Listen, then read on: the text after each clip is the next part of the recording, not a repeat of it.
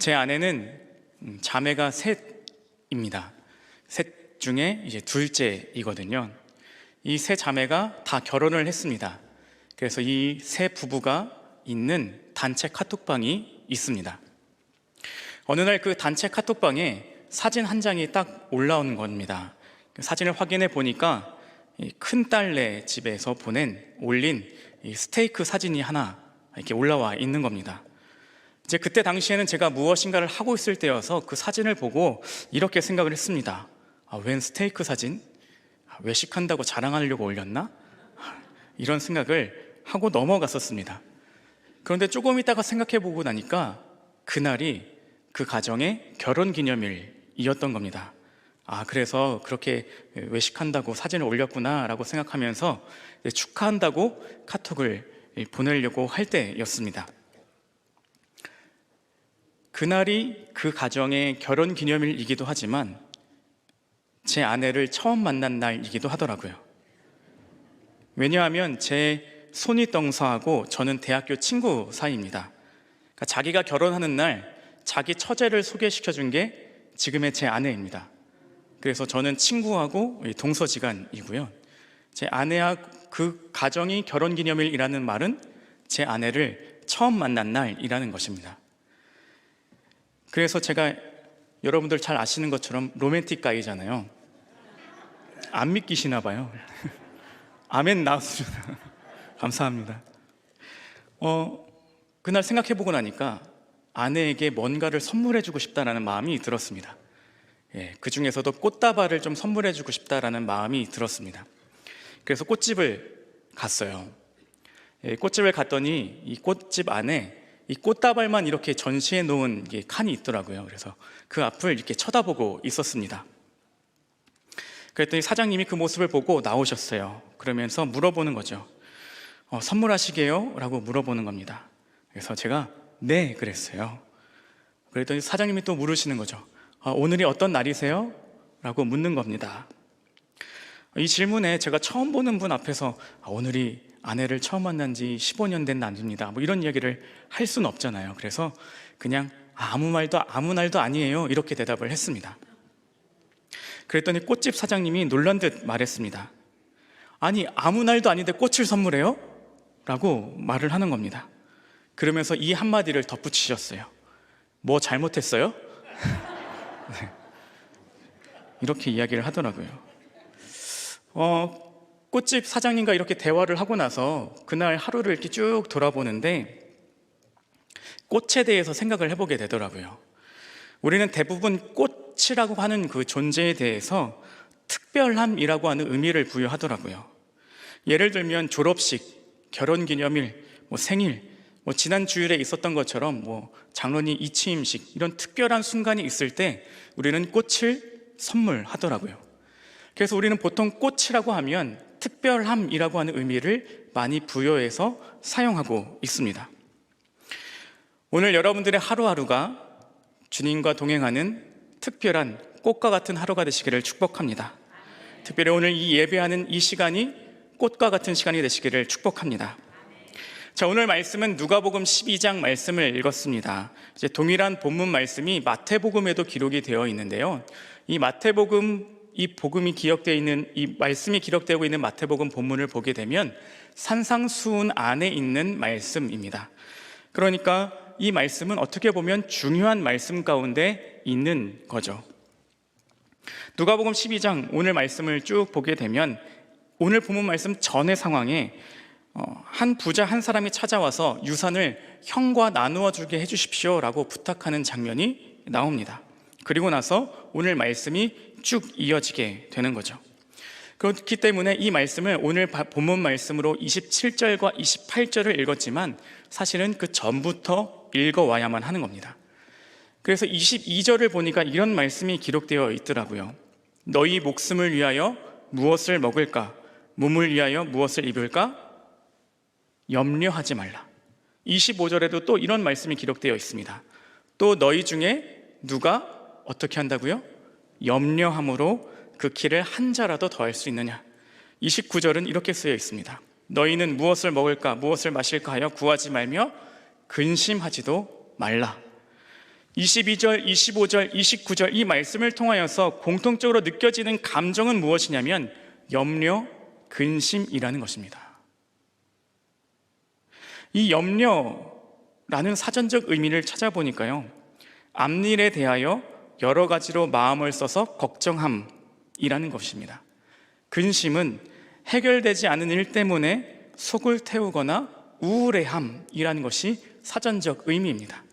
그러니까 염려나 근심이라는 것의 본 바탕은 앞일에 대해서 마음을 쓰고 계속해서 그것에 신경을 빼앗기는 것이 염려와 근심의 상태인 것입니다. 또 염려를 헬라어로 찾아보니까요, 메림나우라고 하는 단어를 쓰는데요, 이거는 나누다, 찢어지다 라고 하는 뜻과요, 마음이라고 하는 단어가 합쳐져 있습니다. 그래서 염려라고 하는 것을 헬라어로 다시 풀어보게 되면 마음이 나뉘다 라는 뜻을 가진 단어입니다. 염려라는 감정은 마음이 하나가 되게 하는 것이 아니라 하나님에게서 더 멀어지도록 마음이 나눠지고 찢어지게 하는 것, 그것이 염려라는 것입니다. 그렇기 때문에 하나님으로부터 멀어지고 나뉘어지고 하나님에 대해서 온전히 집중하지 못하는 상태가 염려라는 것입니다. 여러분도 생각해 보시죠. 염려가 내 안에 가득 차게 되면, 근심이 내 안에 가득 차게 되면 내가 신앙인임에도 불구하고 나는 하나님을 더 인식하는 자리에 가깝습니까? 아니면 하나님보다 그 감정, 염려와 근심이라는 감정이 나를 더 둘러싸고 불안해하고 근심하던 그 감정이 더 가까우십니까? 염려라고 한 단어는 이렇게 하나님으로부터 내가 나뉘어지게 되는 결과를 가져오는 감정입니다. 그래서 이 염려가 계속 진행되다 보면 문제가 자연적으로 발생하게 되는데, 그 대표적인 게 내가 누구인지를 알지 못한다는 것입니다. 내가 어떤 존재인지를 잊어버리는 것이 염려가 계속될 때에 나타나는 문제입니다. 오늘 본문 말씀으로 읽은 27절과 28절을 보면 백합화도 나오고 들풀도 나옵니다. 그런데 내가 이 염려가 계속해서 가득하게 되면 내가 꽃인지 들풀인지 어떤 존재인지도 완전히 잊어버리게 된다는 것입니다. 하나님으로부터 멀어졌기 때문에 내가 어떤 존재였던지를 완전히 잊어버리게 되는 거죠. 그리고 내가 어떤 의미가 있는지, 내가 얼마나 소중한 존재인지를 잊어버리고 내 삶의 자존감은 완전히 바닥을 치게 된다는 것입니다. 이 코로나 초기 시기 때 우리 모두가 다 겪어봐서 이제 아시겠지만 얼마나 혼란스러웠습니까? 처음 겪어보는 순간들 속에 어떻게 대처해야 될지 참 어려움들을 많이 겪어왔습니다. 때로는 어떻게 시간이 지나면 잘 해결되겠지라고 하는 마음도 한편으로 있었지만, 이게 계속되면 어떡하지? 이게 끝나기는 할까? 이거 걸리면 나는 어떻게 죽는 것 아닌가? 라고 하는 마음의 염려도 계속해서 우리 안에 있었던 것도 사실입니다. 점점 상황이 악화되는 가운데 저는 교회에 매일 나와 있었지만서도 교인을 만날 수도 없고 무엇인가를 할 수도 없는 상황 속에 교회를 지키고만 있었습니다. 그러다 보니까 제 안에 어떤 감정이 생기게 되었냐면 염려라고 하는, 근심이라는 감정이 제 안에 생기게 되었습니다. 그리고 아까 말씀드렸듯이 염려가 계속되다 보면, 근심이 계속되다 보면 하나님과 내가 점점 더 멀어지게 되고 내가 누구인지 모르게 되는 그 현상을 저도 겪게 되었습니다. 코로나 초기 시기 때 그래서 제 안에 늘 가지고 있었던 마음은 이것이었습니다. 나는 왜 이리 무능하지? 내가 우리 교회에 필요한 존재일까? 내가 우리 교인들에게, 우리 아이들에게 조금이라도 필요한 존재일까? 라고 하는 마음이 제 안에 계속해서 들기 시작을 했습니다. 이러한 괴로운 마음을 가지고 있으면서 계속해서 염려와 걱정과 한숨, 그리고 근심이라는 감정 속에 살아가다 보니까 점점 더 제 자존감이 바닥을 치는 그런 일을 겪게 되었습니다. 이 모든 일에 대한 배후는 염려입니다. 마음이 나뉘어지게 되고 찢어지게 되고 하나님으로부터 멀어지게 하는 이 감정, 바로 염려라는 감정 때문에 내가 누구인지 완전히 잊어버리고 자존감이 바닥치는, 내가 쓸모없는 존재라고 느껴지는 그런 순간을 마주하게 된 것입니다. 여러분들의 상황을 다 알지 못하지만 여러분들 가운데 염려가 있으십니까? 그렇다면 오늘 기도하고 예배하는 가운데 마음이 회복되어지기를 축복합니다. 온전히 하나님을 믿는 가운데 내가 누구인지를 다시금 발견하시고 재확신하시고 다시 새 힘을 얻어서 살아가실 수 있는 여러분과 제가 되기를 축복합니다. 우리가 염려에서 벗어나 우리의 마음이 하나로 회복되어지기 위해서 우리가 되찾아야 되는 것이 있습니다. 바로 나의 정체성입니다. 내가 어떤 존재인지를 회복해야만 하는 것이죠. 나는 하나님께서 돌보시는 존재다. 우리 같이 한번 해볼까요? 나는 하나님께서 돌보시는 존재다. 이것이 우리가 고백해야 되고 회복해야 되는 정체성입니다. 나는 하나님께서 돌보시는 존재다. 27절 말씀입니다. 백합화를 생각하여 보라. 실로 만들지도 않고 짜지도 아니하느니라. 그러나 내가 너희에게 말하노니 솔로몬의 모든 영광으로도 입은 것이 이 꽃 하나만큼 훌륭하지 못하였느니라. 이 백합화를 생각해 보라 라고 하는 것은요, 백합화가 이쁘거나 귀해서 이것도 있을 수 있지만 그 진짜 의미는 이 꽃이 매우 흔한 꽃이기 때문이었습니다. 매우 흔해서 사람들에게 관심을 끌지 못하는 꽃이 이 백합화라고 하는 존재입니다. 그런데 27절 말씀은 그런 흔한 꽃인 이 백합화가 솔로몬의 모든 영광으로 지은 옷보다도 귀하다라고 말합니다. 구약에서 솔로몬은 지혜의 왕이자 인간의 모든 재물, 영광, 권력이라고 하는 외부적인 조건을 다 갖춘 왕으로 표현됩니다. 그러니까 백합화라고 하는 꽃 자체, 곧 생명이라고 하는 가치는 인간의 모든 재물과 영광과 권력이라는 외부적인 조건보다 생명이라는 그 자체 하나만으로도 존귀하다라고 말씀하고 계시는 겁니다. 그리고 28절에서 이렇게 말을 하죠. 오늘 있다가 내일 아궁이에 던져지는 들풀도 하나님이 이렇게 입히시거든 하물며 너희일까 보냐 믿음이 작은 자들아. 곧이어 하나님은 하찮고 평범해 보이는 이 백합화와 들풀조차도 단지 생명이라는 이유 하나만으로 하나님께서 돌보시는데 너희는 얼마나 더 귀한 존재인지를 너희가 깨달아야 된다는 것을 말씀해 주시는 겁니다. 그러면서 우리에게 다 동일하게 말씀해 주시는 거죠. 내가 너희를 돌보고 있다. 주님은 우리를 너무나도 사랑하시고 너무나도 귀하게 여기셔서 우리에게 자신의 가장 소중한 독생자 예수 그리스도를 보내시고 십자가에 피 흘려 죽기까지 우리를 사랑하셔서 기꺼이 그 희생을 감수하셨습니다. 그러니까 우리에게 가치는, 나에 대한 가치는, 여러분에 대한 가치는 예수 그리스도의 피값, 예수 그리스도의 생명값만큼 소중하고 귀한 존재라는 것입니다. 이것이 우리가 회복되어져야 되는, 우리가 염려라고 하는 감정 때문에 점점 하나님으로부터 멀어져서 자존감이 바닥친 이 상황 속에서 회복되어져야 되는 귀한 정체성이라는 겁니다. 나는 하나님께서 돌보시는 존재다. 나는 하나님께서 너무나도 사랑하셔서 자기 아들 독생자를 죽기까지 사랑하셔서 희생의 자리로 기꺼이 값을 치렀던 그 훌륭한 값이 나의 값인 것을 회복해야만 한다는 것입니다. 이번 중고등부 봄수련회 가서 집회 시간에 제가 설교한 부분이기도 합니다.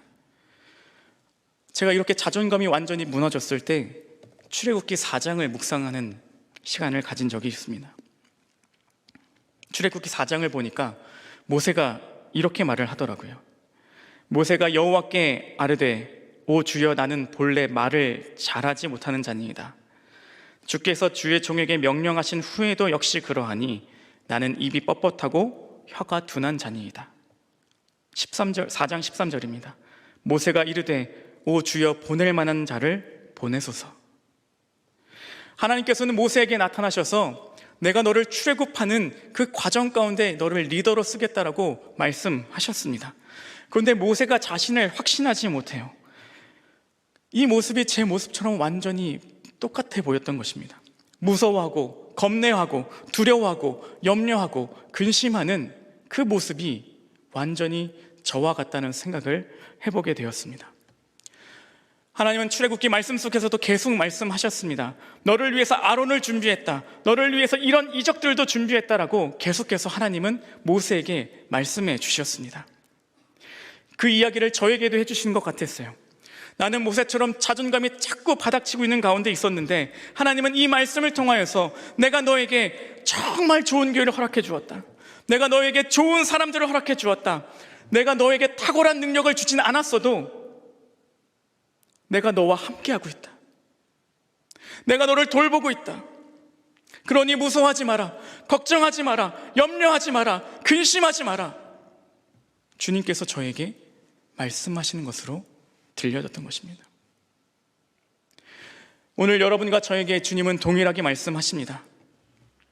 내가 너에게 좋은 교회를 허락했다, 내가 너에게 좋은 사람들을 허락했다, 내가 너에게 좋은 가정들을 허락했다, 너는 내 사랑하는 아들이다, 너는 내 사랑하는 딸이다, 내가 너를 이끌고 있고 내가 너를 돌보고 있으니 두려워하지 마라, 근심하지 마라, 염려하지 마라.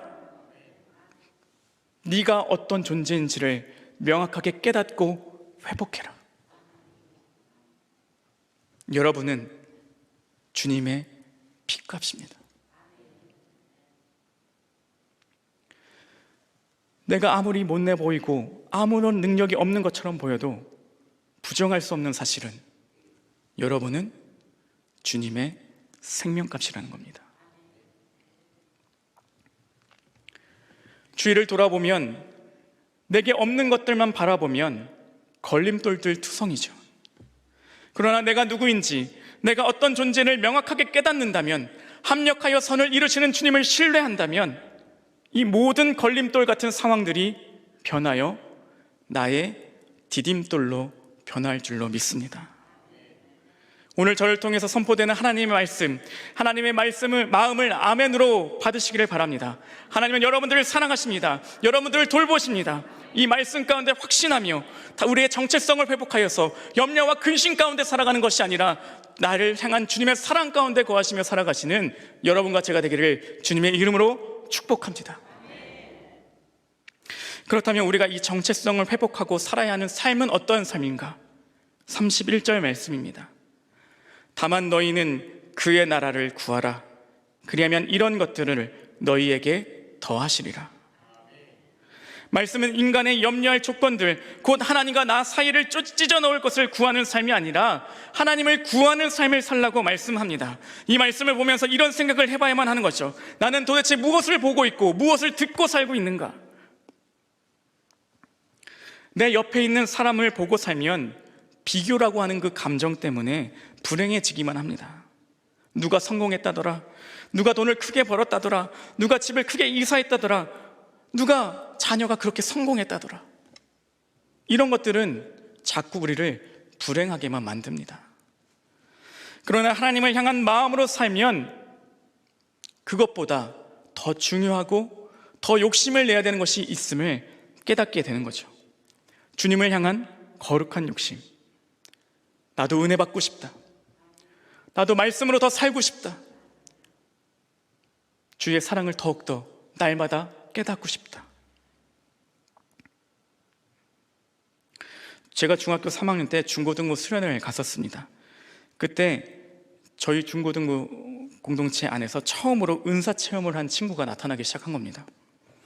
집회 후에 기도회 시간에 이 친구가 방언을 받은 거예요.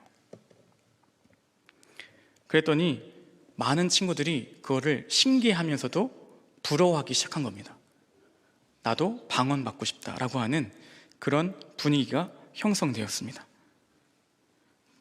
그래서 더 뜨겁게 기도하고 방언을 사모하며 기도하는 친구들이 늘어났어요. 어떤 일이 벌어졌을까요? 방언을 하는 친구들이 늘어나기 시작을 했습니다. 그 결과 그 동년배, 저를 포함한 제 학년에서 1, 2년 차이 되는 그 친구들 중에 저를 포함해서 목사가 5명이 나왔습니다. 영적인 분위기가 얼마나 큰 힘을 발휘하는지를 우리는 깨달아야만 합니다. 우리가 영적인 거룩한 욕심을 분명히 가져야 되죠. 내가 거룩한 정체성을 갖고 살아가는 가운데 어떤 것을 보고 살 것인가? 세상 것이 아니라 주님의 것을 바라보고 집중하며 살아가야 되는 삶이 우리에게 필요한 것입니다. 제가 자존감이 바닥쳤을 때 출애굽기 4장을 묵상했다고 그랬죠. 출애굽기 4장에는 이런 말씀들이 더 기록되어 있었습니다. 4장 2절입니다. 내 손에 있는 것이 무엇이냐? 지팡이니이다. 4장 17절. 너는 이 지팡이를 손에 잡고 이것으로 이적을 행할지니라. 4장 20절입니다. 같이 해볼까요? 모세가 하나님의 지팡이를 손에 잡았더라. 모세가 하나님의 지팡이를 손에 잡았더라. 모세가 자존감이 완전히 무너지고 모세처럼 계속해서 변명하고 있을 때 하나님께서 그에게 주셨던 말씀은 내가 모든 것을 다 한다고 생각하니? 아니, 네가 지금 든 것은 그냥 지팡이일지 모르지만 그것이 나와 늘 함께하고 있고 내가 어떤 존재인지를 분명히 회복한다면 그것은 그냥 지팡이가 아니라 하나님의 지팡이다라고 말씀하시는 겁니다. 출애굽기 4장을 보면서 제 안에도 다시금 회복이 되어지는 거죠. 아, 내 손에는 내 염려가, 근심이 계속해서 내 속에 있다면 내 손에 들려져 있는 것은 그냥 지팡이일, 성역제의 지팡이일 뿐이지만 내가 어떤 존재인지를 깨닫고 주님 안에서 살아가기를 회복한다면 내 손에 들려져 있는 것은 나의 지팡이가 아니라 하나님의 지팡이구나.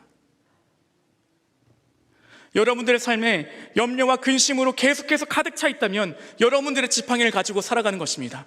그러나 주님은 우리에게 말씀하시는 거죠. 네 손에 들려있는 것이 무엇이냐? 여러분의 지팡이입니까? 아니면 하나님의 지팡이입니까?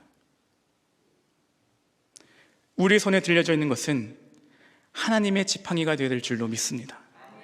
내가 누구인지, 내가 어떤 것을 바라보며 살아야 되는지를 명확하게 깨닫는 삶, 그 삶이 우리가 살아가야 되는 삶인 줄로 믿습니다. 오늘 설교 말씀을 꽃으로 시작했죠.